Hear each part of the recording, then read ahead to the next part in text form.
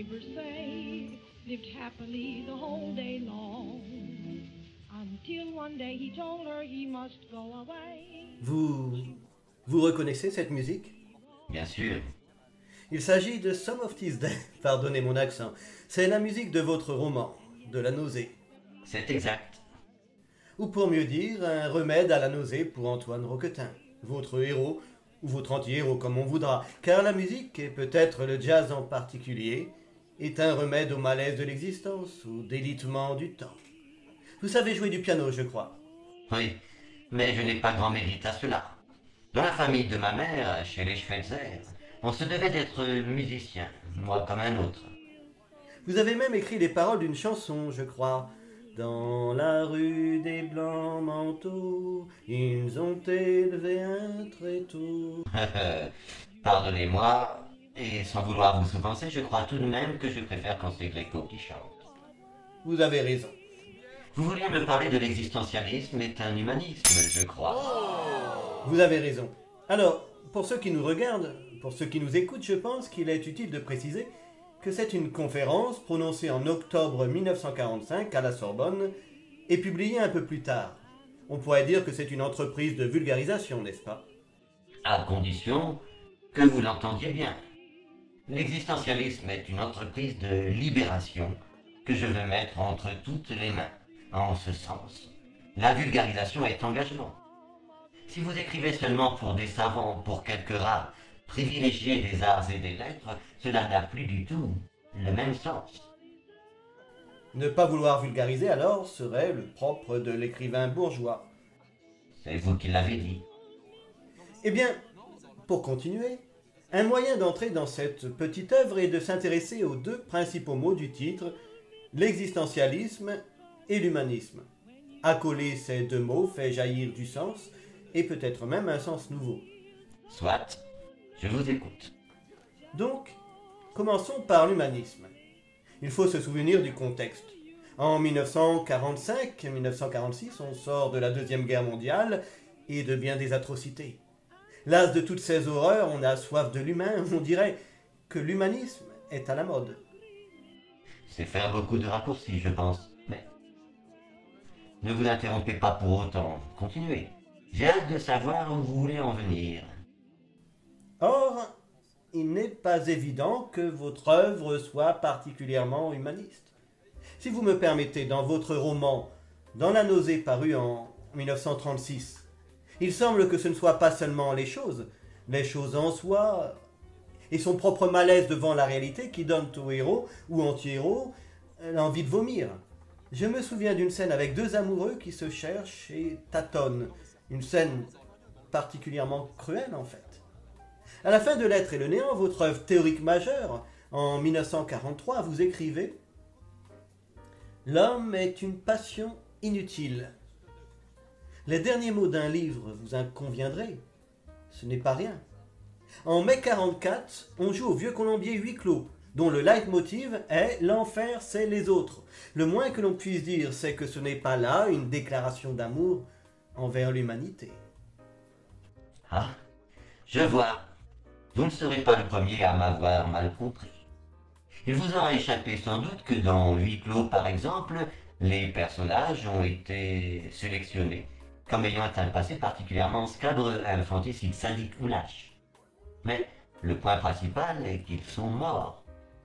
Quand on est mort, l'enfer c'est les autres car on est à leur merci.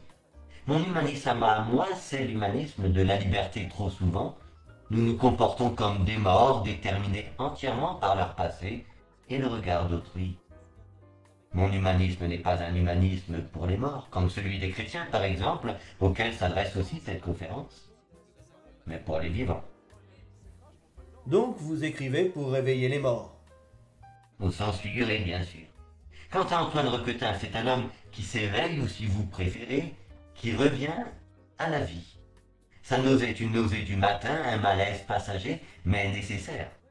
Historiens sont passés l'attache aux morts, mais bientôt il va quitter l'affreuse ville de Bouville, enfin il pourra vivre, liquider le passé desséché.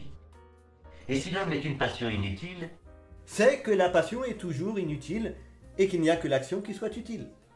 Peut-être. Ce qui importe, c'est de considérer que le titre de la conférence est « L'existentialisme est un humanisme ».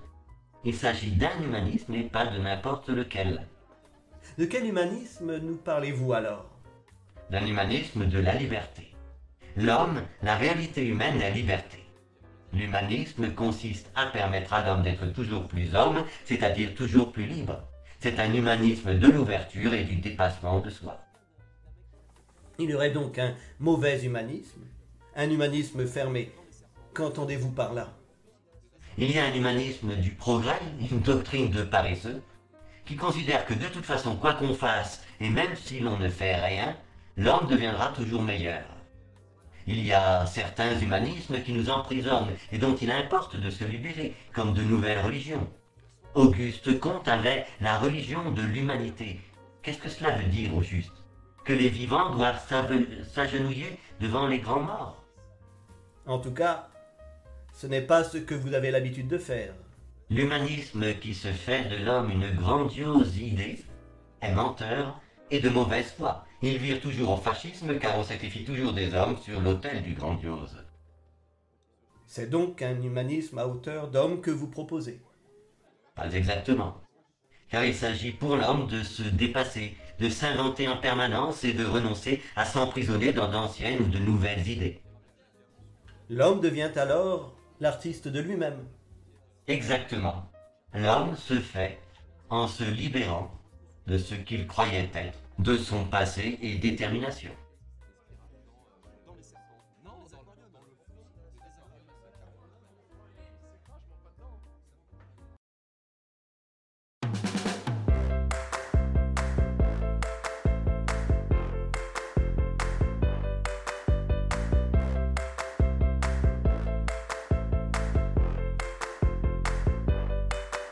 Puisque la vie n'est pas belle toute seule, puisqu'il faut la réinventer, parce que la joie est à ceux qui la veulent, il faut philosopher, philosopher, philosopher. Yeah.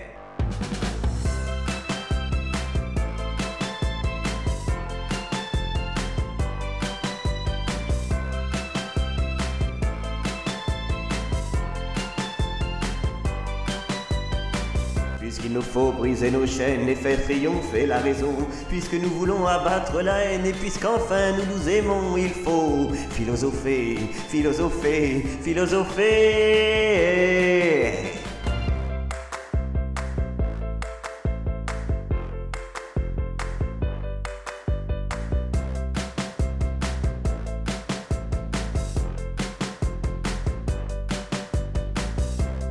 Le mépris de l'opinion t'a toi aussi mené ici, alors c'est bien à l'unisson que nous allons philosopher, philosopher, philosopher.